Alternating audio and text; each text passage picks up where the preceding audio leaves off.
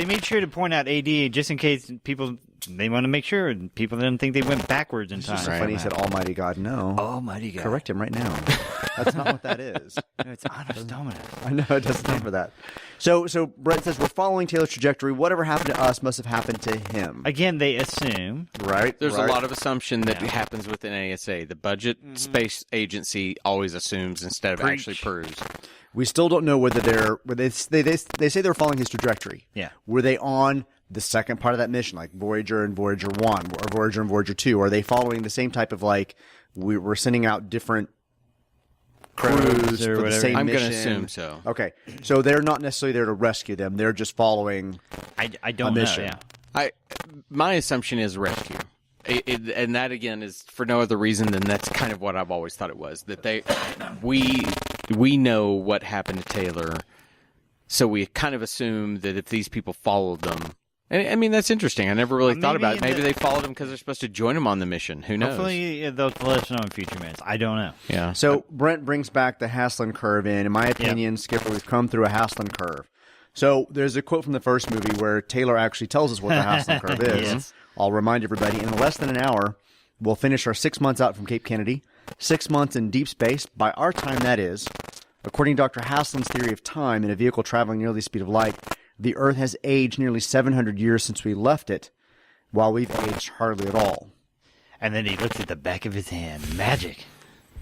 So there's a bit of discrepancy in Taylor recognizing that because of the speed of light, they moved through this in time because they were traveling at the speed of light, versus Brent, who said, we've come through a Haslund curve.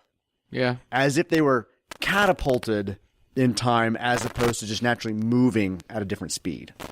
I never given it that much thought, honestly. To me, it's that wibbly wobbly. It's almost like, parsecs, the use of parsecs. When I was a kid, I had no idea what a parsec was. I just knew the Millennium Falcon, and so I didn't give it a lot of thought, but that's interesting you say that. It might explain why Skipper is kind of surprised by the amount of time that is passed. Yeah. Because Brent is now defining it as a curve, that they were catapulted through space and time as opposed to traveling at a speed that would make them not age as quickly as the rest of time.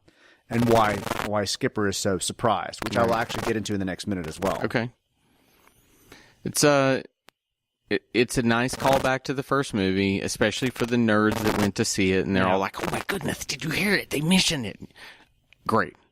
But it's also, again, it's that crap that doesn't mean anything. Yeah. Doesn't mean anything to anyone. It should be made up. Yeah, the Haslund is totally fake. Yeah. Yeah, because I remember when we did the first episodes, I remember talking to Sean. We're like, "Is that real?" And we're sitting there as we researched it. Let me look it up. Yeah, and even at this particular point, I mean, not going again into future minutes, this is totally made up.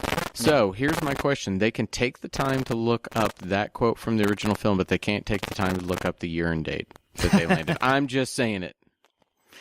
Maybe these are, rough estimated times. I mean, they are going into the future, so how accurate is their clock? Also, they did just crash. They take the time to say AD, and they can't get an exact quote on the time. Maybe they crashed, and one of the LEDs and went out a little bit. Okay, all right. I stand corrected. Wow. Kind of glancing at this minute, James Franciscus' teeth are totally white. Like, this is before, like, teeth bleaching. Like, wow. Yeah. He did not drink sodas or tea or smoke or... He has very, very gleamingly white teeth. Yeah, it was like whiter than the burnt jacket he's wearing. All right. Is there anything else you guys want to throw in for the day? Richard? No, I could just stare at Brent all day long. You can. Like, he's that kind of pretty. He is. Like, hi. Well, he's immediately, when you look at him, Charlton Heston is a nice-looking man, but James Franciscus is a pretty man. He has all the pretty, perfect features. He's nice to look at. I totally have a man crush on this guy that I don't know. Why don't you just probably dead now. Why don't you just stare at him, and you can keep staring at him, and then we'll meet up tomorrow, and you finish staring at him. So, we'll look at. So we'll in the rest of this movie, if I just go silent because I'm staring at James Franciscus, Brent. If every now and then you just hear, Richard. Oh, I am going to throw out the first challenge for you, Sean. Someone need to get on his Neil deGrasse Tyson so he can talk about Haslund's curve with us. And we need him to explain how the speed of light travel would work in the aging of the Earth. We need to find a way to get him on an episode. We will tweet him. We have to tweet at him and say, hey, we're doing Minute of the Apes. Done. Throughout this term. What does it mean? And I'm sure he'll tell you it basically means the same stuff you flush down your toilet every day.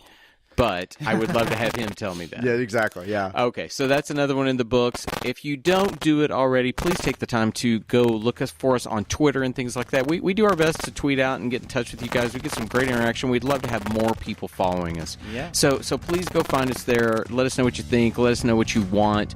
We love talking to you guys. But anyway, Minute of the Apes. I'm Todd. For Richard and Sean, we'll see you tomorrow. Bye, guys. Beneath the Minute of the Apes. Beneath the Minute of the Apes. Beneath the Minute of the Apes. The only good human is a dead human.